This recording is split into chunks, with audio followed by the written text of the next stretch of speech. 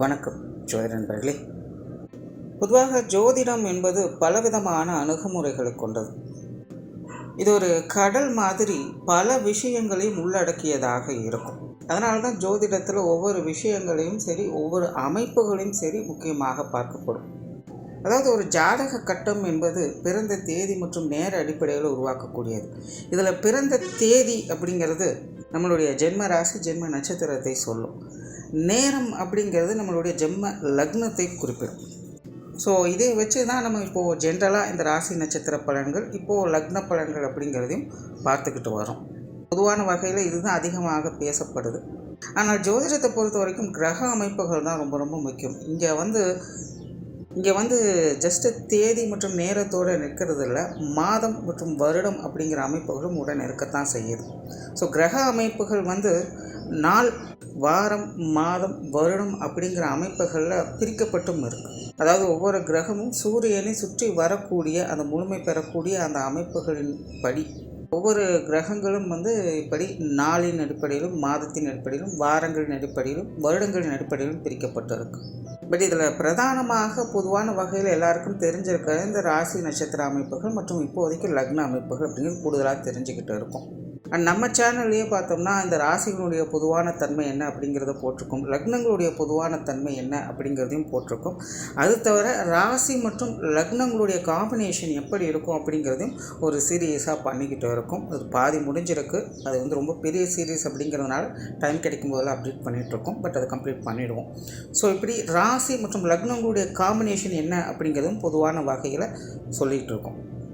இன்னும் கூடுதலாக சில வருடங்களுடைய அமைப்புகள் எப்படி இருக்கும் அப்படிங்கிறத கூட நம்ம சேனலில் வீடியோஸை போட்டிருக்கோம். குறிப்பிட்ட இந்தந்த வருடங்களில் பிறந்தவங்களுடைய நிலைகள் இப்படி இருக்கும், இந்தந்த வருடங்களில் இந்த ராசிகளுடைய நிலைகளில் இப்படி தான் இருக்கும் அப்படிங்கிற மாதிரியான வீடியோக்கள் கூட நிறையவே போட்டிருக்கோம்.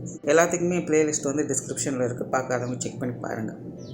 அந்த வரிசையில் இனி மாதங்களுடைய அமைப்புகள் எப்படி அப்படிங்கிறத பற்றி தான் பார்க்க போகிறோம். பொதுவாக இந்த ஜோதிடத்தை பொறுத்த வரைக்கும் மாதம் அப்படிங்கிறது ரொம்ப ரொம்ப முக்கியம். பட் அது பெரிதாக யாரும் கண்டுகொள்றதில்லை. ஏன் அப்படின்னா, மாதம் அப்படிங்கிறது சூரியனுடைய அமைப்பை வச்சு சொல்லக்கூடியது. இங்கே சூரியன் தான் எல்லாத்துக்குமே பிரதானம். சூரியனை மையமாக வச்சு தான் எல்லா கிரகங்களுமே இங்கே சுற்றி வந்துக்கிட்டு இருக்குது. அப்போ இந்த சூரியன் பாயிண்ட் பண்ணக்கூடிய இந்த மாதம் அப்படிங்கிறது ரொம்ப ரொம்ப முக்கியமானது. அப்படி இந்தந்த மாதங்களில் பிறந்தவங்களுடைய வாழ்க்கை நிலை பொதுவான வகையில் இப்படித்தான் இருக்கும் அப்படிங்கிறதும் ஒரு பொதுவான கருத்துக்கள் இருக்குது. அது என்னென்ன அப்படிங்கிறத பற்றி தான் இந்த பதிவுகளை நம்ம பார்க்க போகிறோம். பட் மாதம் அப்படின்னு வரும்பொழுது எனக்கு சில கன்ஃபியூஷன்ஸ் இருக்குது. என்னென்னா, பெரும்பாலான மக்களுக்கு தெரிஞ்சது ஆங்கில மாதம் தான். பட் ஜோதிடம் பிரதானமாக செயல்படுறது இந்த தமிழ் மாதங்களை வச்சு தான். அதாவது சூரியன் ஒவ்வொரு ராசிக்குள்ளேயும் 30 நாட்கள் இருக்கும். அந்த கால அளவை தான் தமிழ் மாதங்களாக வகுத்து வச்சாங்க. ஆக்சுவலாக சூரியன் எந்த ஒரு கிரகங்களையும் சுற்றி வட்டாது, பூமி தான் சூரியனை சுற்றி வந்துக்கிட்டு இருக்கும். பட் பூமியில் இருந்து பார்க்கும் பொழுது சூரியன் பூமியை சுற்றி வர மாதிரி ஒரு தோற்றம் கிடைக்கும். அப்படித்தான் 12 மாதங்கள் அப்படிங்கிறது ஒவ்வொரு ராசியின் அடிப்படையில் அது மாறிக்கிட்டு வரும். அப்படி சூரியன் ஒவ்வொரு ராசிகளில் இருக்கும்பொழுது அது ஒவ்வொரு மாதங்களாக தமிழில் வகுத்து வச்சிருக்கப்படும். அப்படி அந்தந்த மாதங்களுக்கு சூரியன் நிலைகளின் அடிப்படை குறிப்பிட்ட சில பொதுவான விஷயங்கள் அப்படிங்கிறது அந்தந்த மாதங்களில் பிறக்கக்கூடியவங்களுக்கு அமையப்பெறும். பட் நம்ம எல்லாத்துக்குமே ஃபெமிலியராக இருக்கிறது ஆங்கில மாதம் தான். இன்னும் நிறைய பேருக்கு தமிழ் மாதங்களுடைய பெயர்கள் கூட என்ன அப்படிங்கிறது தெரியாது. அதுதான் நிதர்சனம். தமிழ் மாதத்துக்கும் ஆங்கில மாதத்துக்கும் கிட்டத்தட்ட 15 நாட்கள் வித்தியாசம் இருக்கும். பட் எல்லாத்துக்கும் ஃபெமிலியராக இருக்கிறது ஆங்கில மாதம் அப்படிங்கிறதுனால இந்த மாத பதிவுகளை 2ஆக பிரித்து போடுவேன். அதாவது ஒவ்வொரு மாதத்திற்குமே 2 பதிவுகள் வரும். அதாவது ஆங்கில மாதப்படி முதல் 15 நாட்கள் ஒரு பலன் இருக்கும், 2வது 15 நாட்கள் இன்னொரு பலன்கள் அப்படிங்கிற மாதிரி வரும். பட் அது ரெண்டுக்குமே நிறைய வேரியேஷன்ஸ் அப்படிங்கிறதும் இருக்கும். அண்ட் எப்பவும் சொல்லக்கூடிய விஷயம்தான் இங்கே சொல்லக்கூடிய விஷயங்கள் எல்லாமே பொதுவான வகையில் அவங்களுடைய லைஃப்பில் க்ராஸ் பண்ணி வரக்கூடிய விஷயங்களாக அது இருக்கும். அவங்களுடைய லைஃப்பில் ஒரு முறையாவது இந்த மாதிரியான சமாச்சாரங்களை அவங்க அனுபவிக்க வேண்டியதாக இருக்கும். அப்படி ஒவ்வொரு மாதத்திற்கும் என்ன மாதிரியான பொது பலன்கள் இருக்குது அப்படிங்கிறத மேற்கொண்டு பார்க்கலாம்.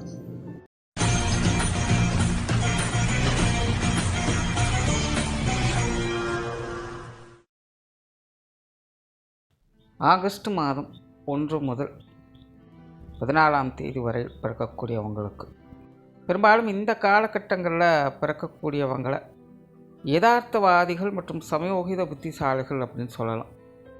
காரணம் இவங்களுடைய வாழ்க்கையில் புத்தியா மனமா அப்படின்னு வரும்பொழுது ரெண்டுமே தேவை அப்படின்னு சொல்லக்கூடியவங்க. சென்டிமெண்ட்டான நபர்கள் தான், ஆனால் அதே நேரம் தந்திரமாக சாமர்த்தியமாக சில வேலைகளும் செய்தும் வருவாங்க.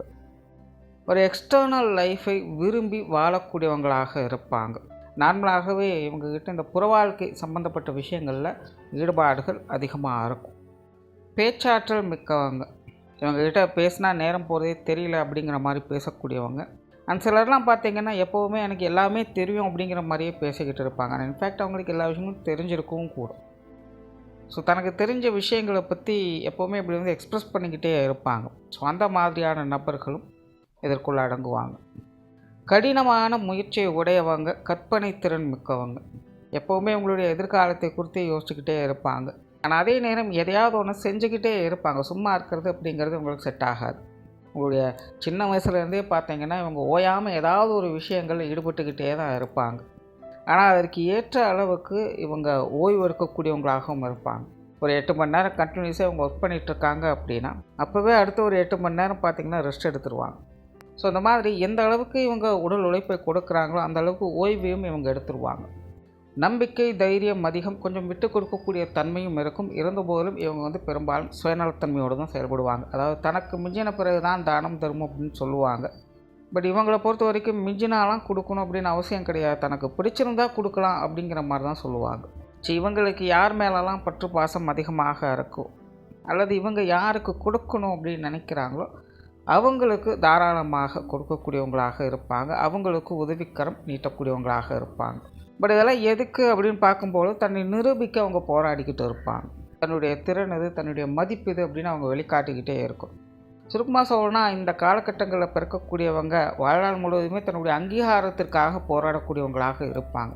ஸோ சுய ஜாதகம் அவங்களுக்கு நல்லபடியாக அமைஞ்சிருச்சு அப்படின்னா சுற்று வட்டாரங்களில் நல்ல பேரும் புகழோடும் வாழக்கூடிய அமைப்புகள் இருக்கும். ஒருவேளை சுய ஜாதகம் அவங்களுக்கு கை கொடுக்கல அப்படின்னா அந்த நிலையை எட்டி பிடிக்கணும் அப்படின்னு வாழ்நாள் முழுக்க ஓடிக்கொண்டே இருப்பாங்க. அனுபவ அறிவு மிக்கவர்களாக இருப்பாங்க. பெரும்பாலும் இந்த கல்வி வித்தை சம்பந்தப்பட்ட விஷயங்களில் வித்தகர்களாக இருப்பாங்க. கல்விக்காக இயங்கக்கூடிய தன்மை அப்படிங்கிறது இவங்களுக்கு உண்டு. கொஞ்சம் இவங்க இந்த விஷயங்களில் ஆரம்ப காலகட்டத்திலேருந்தே ஃபோக்கஸ் பண்ணியிருந்தாங்க அப்படின்னா இந்த கல்வி சம்பந்தப்பட்ட விஷயங்களில் ஒரு மிகப்பெரிய இடத்தை பிடிக்கக்கூடிய தன்மை இவங்களுக்கு உண்டு.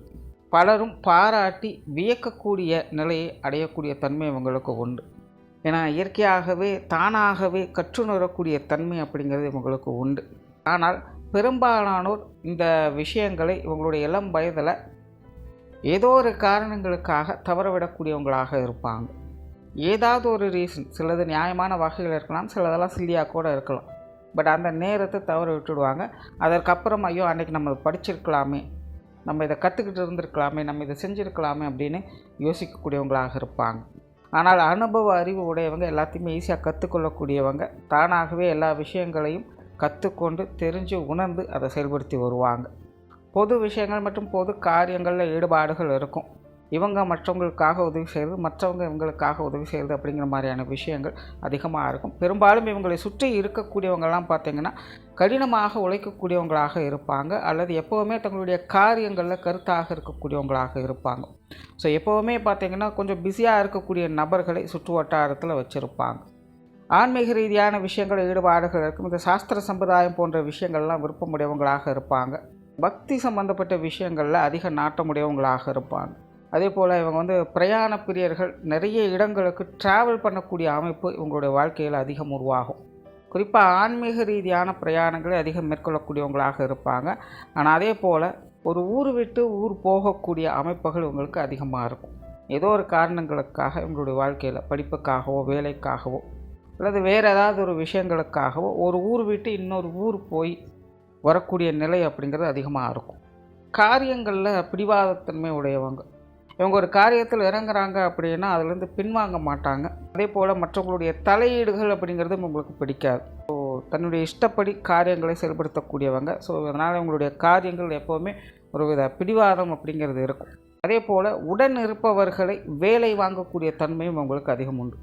அதாவது இவங்களும் ஒரு பக்கம் பார்த்திங்கன்னா ஒரு கடினமான உழைப்பாளிகள் தான். ஆனால் அதே நேரம் சமயம் பார்த்து இவங்க உடன் இருப்பவங்க கிட்ட எப்படி வேலை வாங்கணும் அப்படிங்கிறது உங்களுக்கு நல்லா தெரியும். ஸோ அப்பப்போ இவங்க கொஞ்சம் காரியவாதிகளாகவும் இருந்துட்டு வருவாங்க. சொத்து சுகங்களுடைய அமைப்புகள், பொருளாதார ரீதியான விஷயங்கள் இதெல்லாமே பார்த்திங்கன்னா இவங்களுக்கு எப்போவுமே ஒரு மிதமான லெவல்லையே வேலை செய்யும். இது சார்ந்த விஷயங்களில் கொஞ்சம் கஷ்டப்பட்டு படிப்படியான முன்னேற்றங்களை பெற்றுட்டு வருவாங்க. நிறைய பேர் பார்த்திங்கன்னா தங்கி இருக்கக்கூடிய வீடு அல்லது வேலை செய்யக்கூடிய அலுவலகம் இதெல்லாம் பார்த்திங்கன்னா அடிக்கடி மாற்றிக்கிட்டே இருப்பாங்க. ஸோ இந்த மாதிரியான அமைப்புகள் இவங்களுக்கு அதிகமாக இருக்கும். ஸோ அடுத்தடுத்த மாற்றங்கள் அப்படின்னு வரும்பொழுது அதில் படிப்படியான முன்னேற்றங்கள் அப்படிங்கிறது இவங்களுக்கு ஏற்படும். தொழில் வேலை உத்தியோக ரீதியாக ஒரு சிறப்பான நபர்கள் அப்படின்னே சொல்லலாம். குறிப்பாக இவங்களுடைய கண்ட்ரோலில் இருக்கக்கூடிய தொழில் வேலை உத்தியோகம் சம்மந்தப்பட்ட விஷயங்கள் தான் இவங்களுக்கு பெரும்பாலும் வேலை செய்யும். ஸோ இவங்களுக்குன்னு ஒரு சர்க்கிள் அமைச்சு அந்த கட்டமைப்புக்குள்ளே கச்சிதமாக செயல்பட்டுட்டு வருவாங்க. ஸோ எல்லா விஷயங்களுமே இவங்களுடைய கண்ட்ரோலில் இருக்கணும் அப்படின்னு நினைக்கக்கூடியவங்க. ஸோ இந்த கண்ட்ரோல் அப்படிங்கிறது இவங்களுக்கு போயிடுச்சு அப்படின்னா என்ன பண்ணுறது அப்படின்னு தெரியாமல் கொஞ்சம் திணற ஆரம்பிச்சிடுவாங்க.